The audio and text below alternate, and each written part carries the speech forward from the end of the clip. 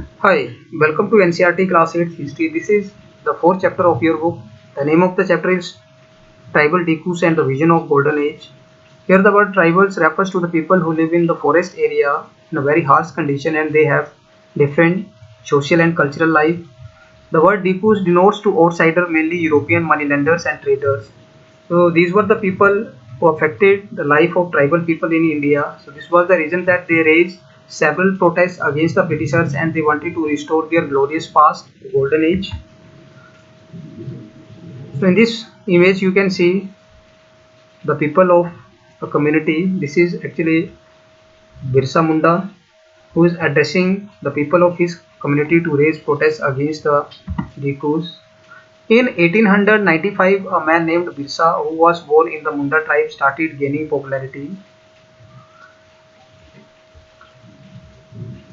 So in circle you can see here, this is the Chota Nagpur area, the area of Munda community where the Birsa Munda was born. In 1895, a man named Birsa was seen roaming in the forest and villages of Chota Nagpur in Bihar. People said he had miraculous powers, he could cure all disease and multiply grains. Birsa himself declared that God had appointed him to save his people from the troubles, free them from the slavery of Dipus or outsiders. Soon thousands began following Birsa, believing that he was Bhagwan or God and had come to solve all their problems. Birsa was born in a family of Munda. This is the tribal community of Chota Nagpur area, a tribal group that lived in Chota Nagpur, but his followers included other tribal groups like Santhal and Orons.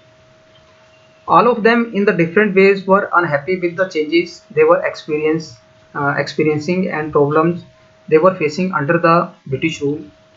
The familiar way of life seemed to be disappearing. Their livelihood were under threat, and their religious religion appeared to be in danger. So these were the reason that they were unhappy with the Britishers, because whether they were Britishers, they were tribal, they were Dipus, all they were affecting the lives of these tribal groups.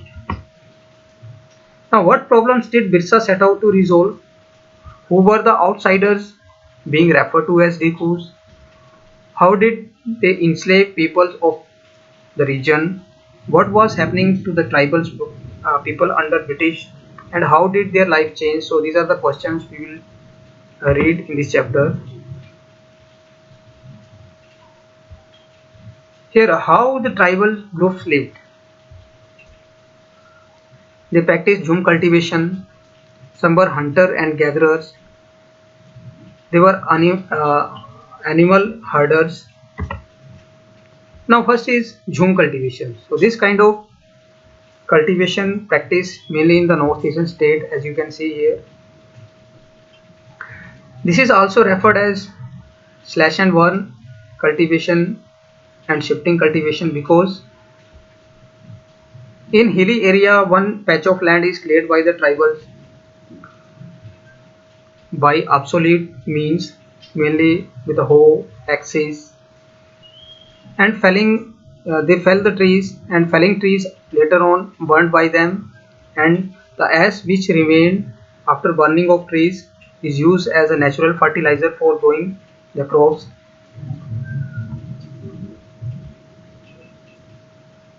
After cultivating this area for a 2 to 3 years, they move to the new patch of land and they do the same practice over there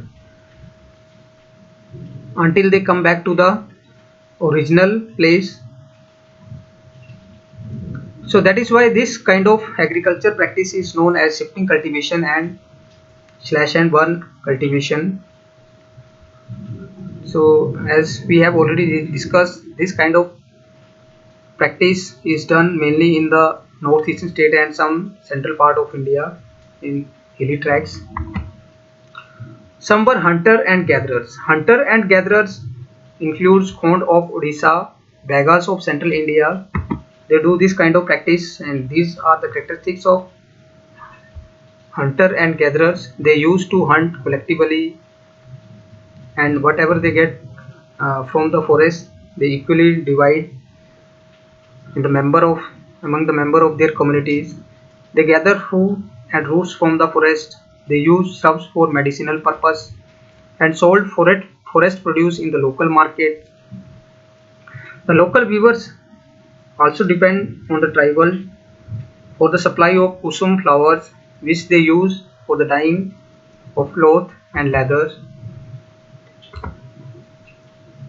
Some of them did odd job in the villages carrying loads, building roads, while the others labored in the fields of peasants and farmers. But many of them, like the Begas of central India, were reluctant to do work for others because they consider below the dignity of Begas, and they consider themselves as the people of the forest. Here the images of various tribal groups you can see here. So they are the people of Bega community, and here we have found.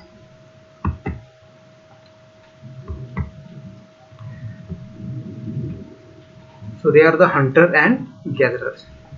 The tribal groups often needed to buy and sell in order to able to get the goods that were not produced within the within their localities.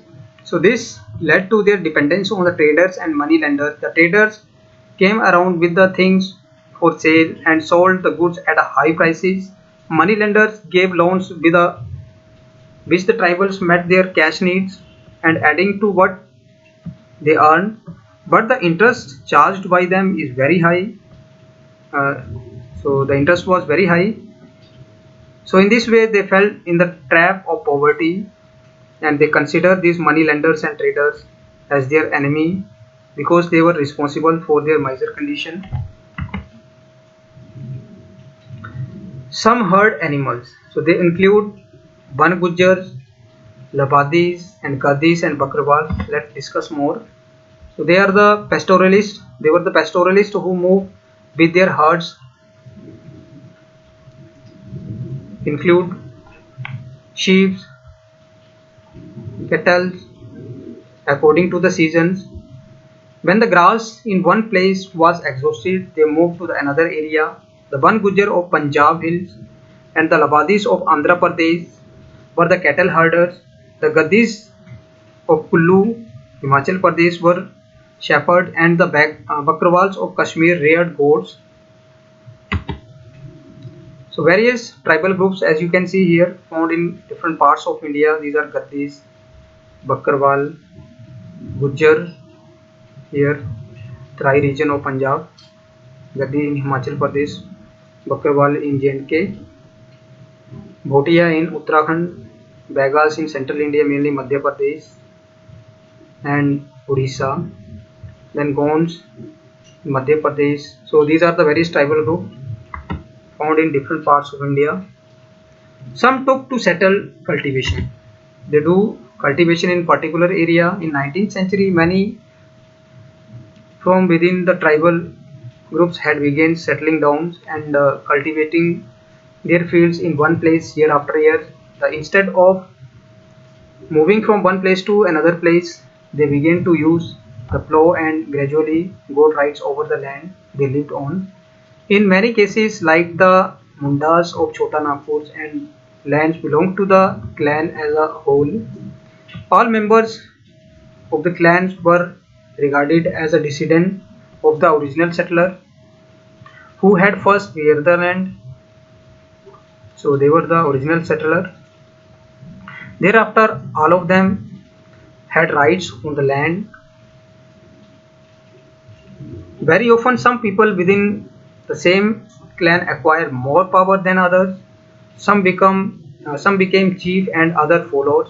Powerful men often rented out their land instead of cultivating it themselves. So British officials saw settled tribal groups like Gonds and Santhal as more civilized than hunter-gatherer or shifting cultivators. Those who lived in the forest were considered to be wild and savage, so they were needed to be settled and civilized. So this was the view of Britishers about the various tribal group in India. Now, how did colonial rule affected tribals? Let's discuss. There was effect on the tribal chief because earlier they were allowed to manage their territories, they had certain rights. There was effect on shifting cultivations, effect on forest law, problem with trade, search for work. So one by one we will discuss all these points in the coming slides. What happened to the tribal chief? In the early time, they were free to manage their territory.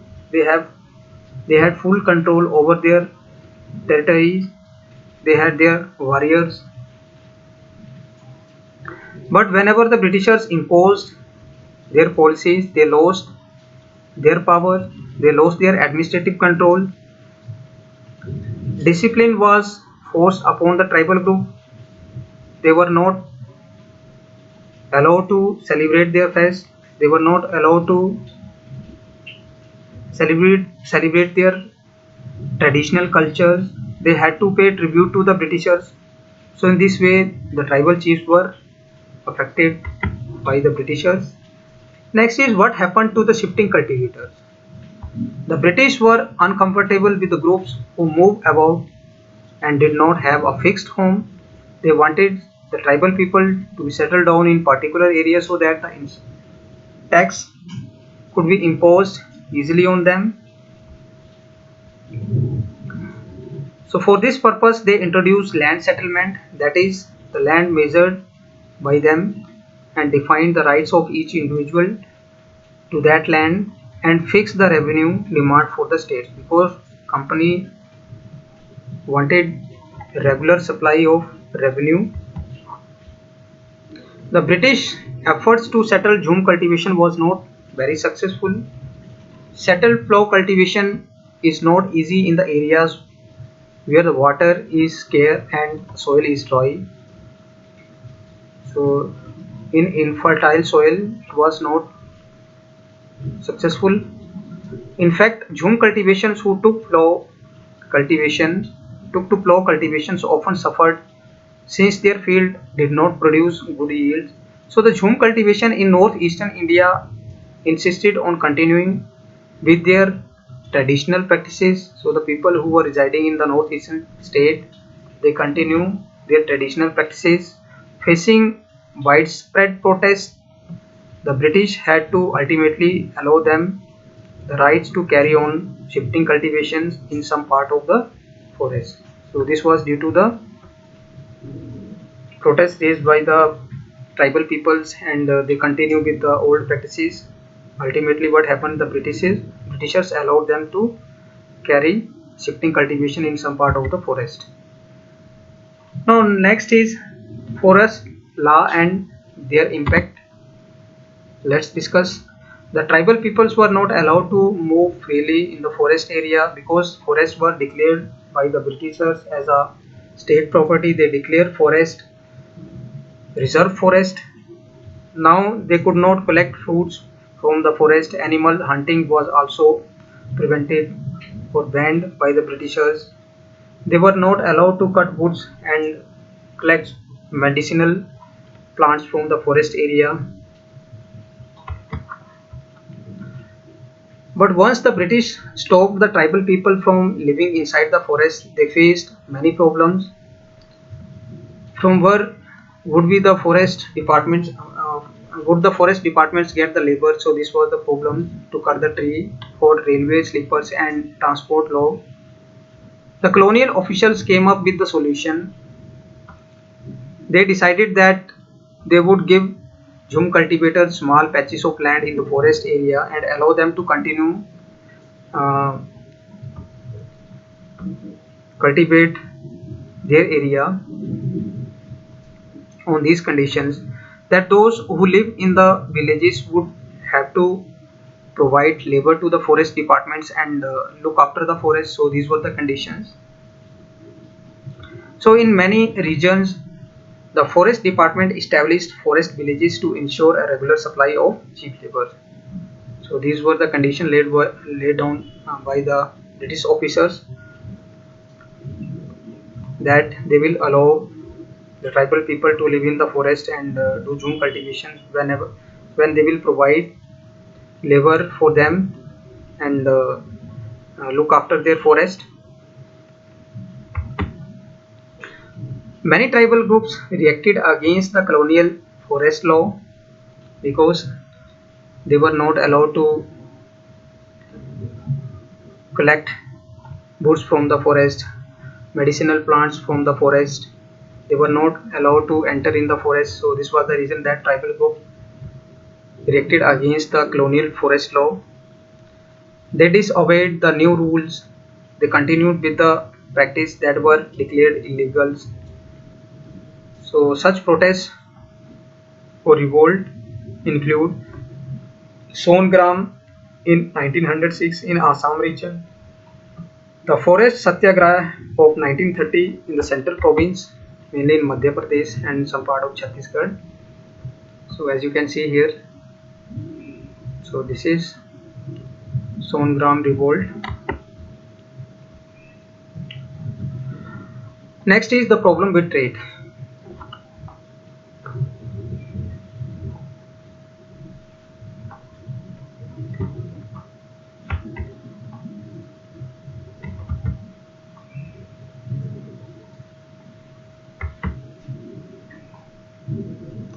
During the 19th century, what happened?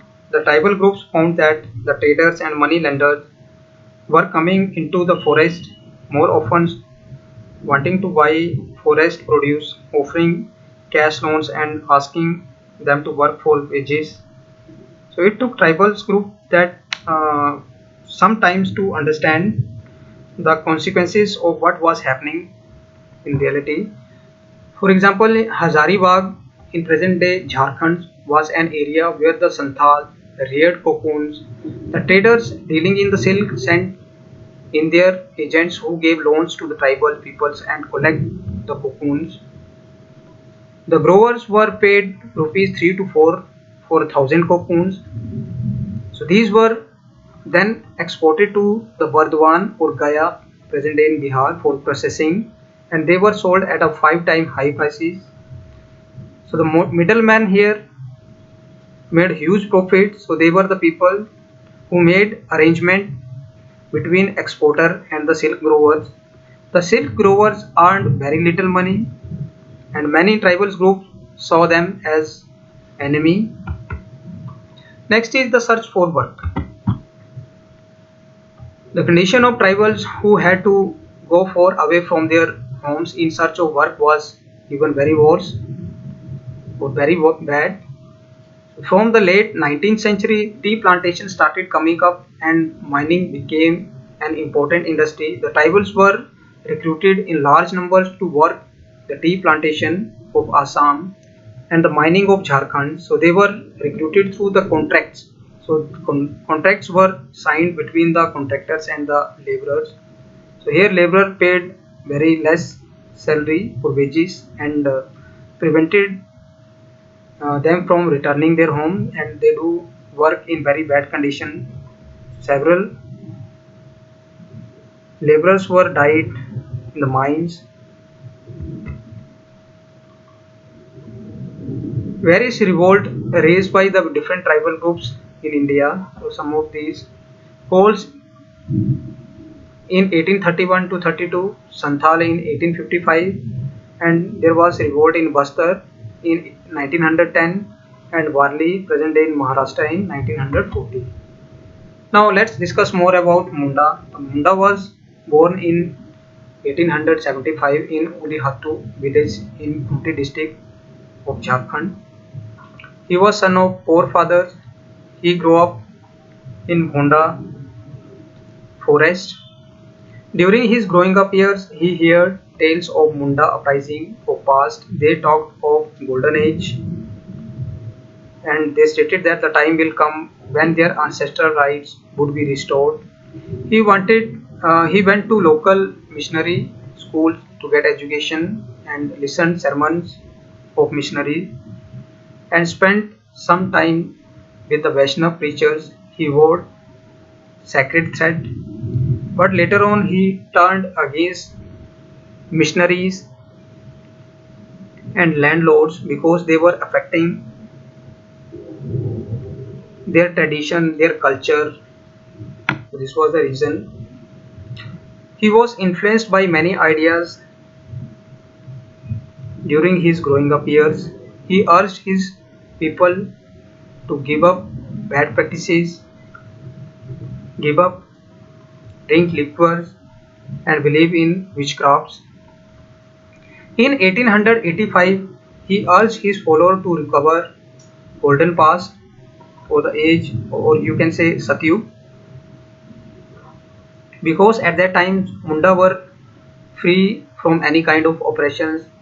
They had gardens.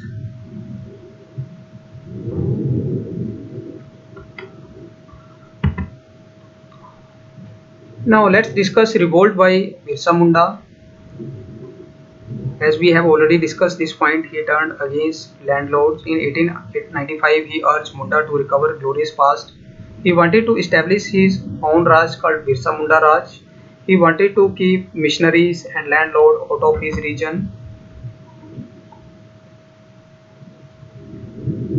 Britishers worried about Birsa Munda political aim because Birsa Munda wanted to drive out missionaries, moneylenders, Hindu landlords, and the government and set up Munda Raj with Birsa at its head.